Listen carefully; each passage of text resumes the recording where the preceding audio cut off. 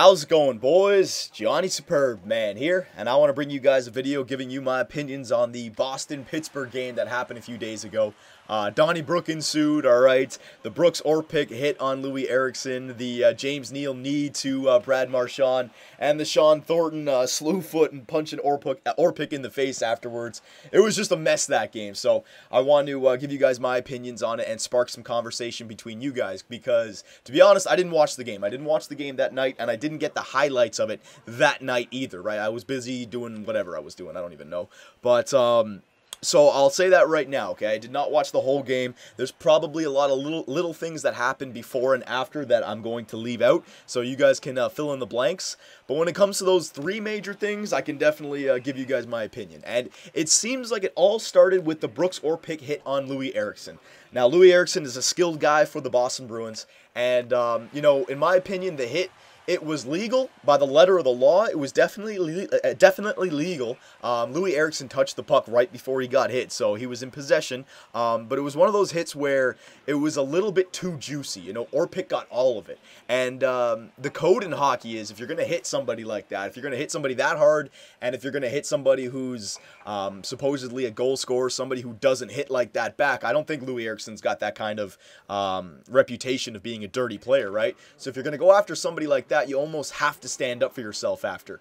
And when Sean Thornton approached Orpik right after that hit, Orpik wanted none of it. He backed up, right? And to me, you know, if the hit's going to be legal, Orpik, you got to at least stand up for yourself. You don't necessarily have to get in a fight where you throw bombs and take bombs, but you got to grab and cinch up and, like, take a little punishment for 5 to 10 seconds and then turtle, right? But to just walk away after delivering a huge hit like that, what do you expect's going to happen? I mean, you know, they're not going to just forget about that. It's not like you're going after a third or fourth liner who can stand up for himself physically, right? If you go after a guy like what's his name, Louis Eriksson, that stuff's going to happen. It'd be the same if a guy like Lucic body check Crosby, all right? Somebody would have to step up for Crosby. So I actually kind of blame Orpik for not at least, you know, stepping up a little bit. I'll put it like this. When Dion Phaneuf steps up for a body check, he doesn't run away then. He's not a good fighter or anything. Dion Phaneuf is not a huge fighter.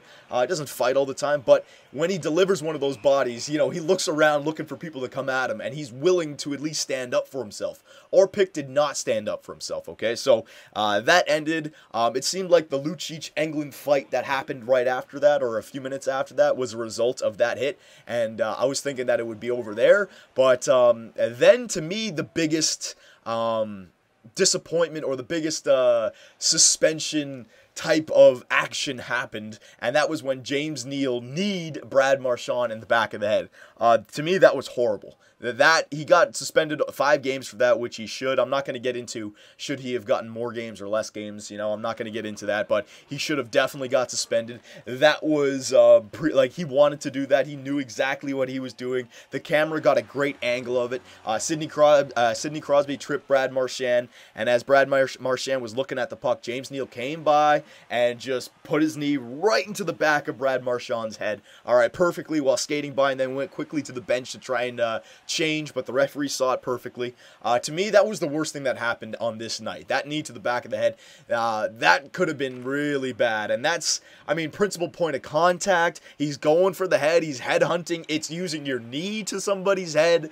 I mean, that's just horrible, right? So James Neal got suspended for that. And then it was the talking point of the whole thing, the Sean Thornton slew foot from behind on Orpik. And I think this all happened on the same play. I think Brad Marchand got hit in the back of the head, and then the play stopped, and then there was like talking, and I think Orpik and Sean Thornton were both on the ice. Sean Thornton went up to from behind Orpik. Definitely tripped him. It's not like Orpik fell to the ice. He definitely slew-footed him, and then punched him twice in the head. Now Orpik got stretchered out and all this stuff, and I'm not going to defend Sean Thornton for doing what he did. He's definitely going to get the bad hammer for that, but I don't think it was as bad as everyone's making it out to seem. Like, him being stretchered out, I think he could have probably skated away from that, you know. There's definitely this mindset in the NHL now where if you get injured, you get a bigger suspension. You see it all the time in games, right? If a player gets injured, the player who injured him is more likely to get a major and be ejected from the game. Not from how big the hit was, but just from the result of the hit. Just from the injury of the hit, right? Go back to New Jersey versus LA final. Remember the Bernier hit, I think it was on Scuderi, who got injured, right? And that was the big cause of the 5-minute major. I think it was Scuderi, I forget exactly. But they were saying that was the big cause of the major. It was because he was injured. And it seems to be a lot of players now are staying down on the ice when they probably could get back up. Now, I'm not saying Orpik should have gotten back up or anything. All I'm saying is Sean Thornton punched him twice with his hockey gloves on, and Orpik still having his hockey helmet on. It wasn't like he was slamming his skull into the ice. It wasn't like he was punching with his bare fist into his face with his head on the ice, you know. It was bad. He should get suspended, no doubt about that. I'm not condoning what he did.